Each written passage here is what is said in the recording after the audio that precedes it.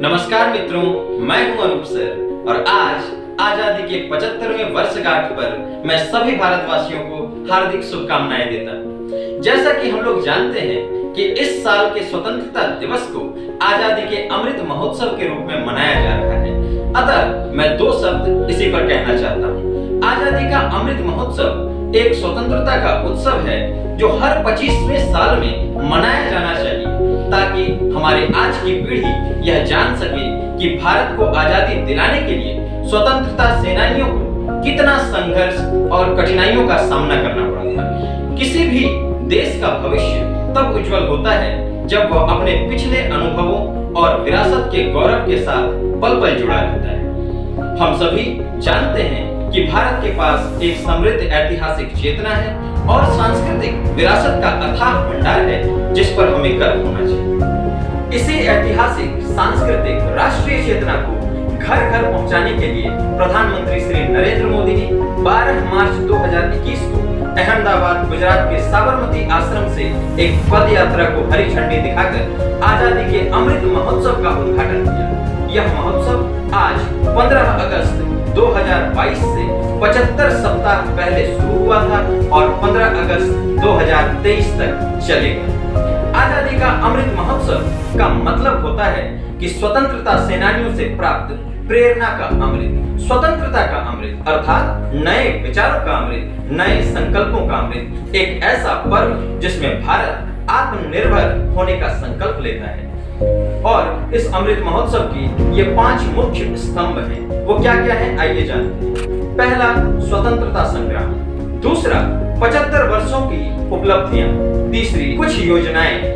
चौथा, हमारा संकल्प। और पांचवा, हमने क्या क्या कार्य किया इन 75 वर्षों में। आते हैं इस महोत्सव के उद्देश्य की। इस महोत्सव का उद्देश्य देश के विकास और प्रगति में युवाओं की जागरूकता और रुचि को बढ़ाना है। दूसरा उद्देश्य है स्थानीय व्यापार और विनिर्माण को बढ़ावा देना ताकि भारत आत्मनिर्भर बन सके। तीसरा उद्देश्य है कि हमारे युवा पीढ़ी को भारत के विभिन्न संस्कृतियों को जानने का मौका मिले तथा महत्वपूर्ण उद्देश्य यह है कि विविधता में एकता, जिसके तहत 13 अगस्त 2022 से हर घर तिरंगा अभियान जो यह बताता है कि हम किसी भी धर्म के मानने वाले हों पर हमारी पहचान एक ही होनी चाहिए और हम सभी भारतीय हैं और इस तिरंगा पर हमें गर्व होना चाहिए। इस तिरंगा पर हमें गर्व है। अतः अमृत महोत्सव का असली उद्देश्य को मैं कुछ पंक्तियों में व्यक्त करना चाहता हूँ, जो कि इस प्रकार की। करेंसी पर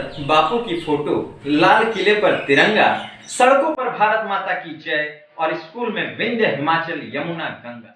क्या इतनी ही आजादी काफी है? क्या इतनी सी आजादी के लिए चंद्रशेखर आजाद कंपनी बाग में अकेला ही अंग्रेजों से लड़ गया था, या फिर वो 23 साल का सरदार भगत रंग दे बसंती कह के फांसी चढ़ गया था? क्या सिर्फ 1.5 गज कपड़े के लिए नेताजी ने हिटलर को आंख दिखाई थी और बापू ने क्या सिर्फ नोट पर छपने के लिए सीने पर गोली खाई थी?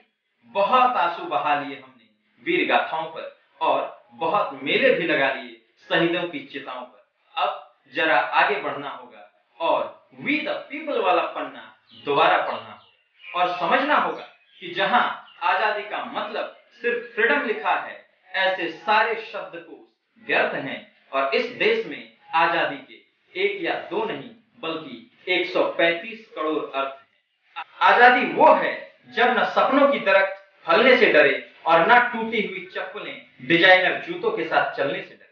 आजादी वो है जब झुके हुए सरों के मुकद्दर बदल जाएं और झोपड़ियों के दिल से हवेली का डर निकल जाए। आजादी वो है जब हौसलों की चिड़िया बाधाओं के पिंजड़े को तोड़ दे और क ख ग ABC से डरना छोड़ दे। आजादी वो है जब अमन के गीत गाते हुए गले से लहू ना आए और अमरूदों के मौसम में बारूदों की बू ना आए। बेखौफ होकर जीना हमारा हक है। बेखौफ होकर जीना हमारा हक है और यह हक बुनियादी है। घबराओ मत, आगे बढ़ते रहो, बस अगले मोड़ पर थोड़ा सा आगे आजादी। इन्हीं वचनों के साथ मैं अपने वाणी को विराम देता हूँ। जय हिंद, जय भारत।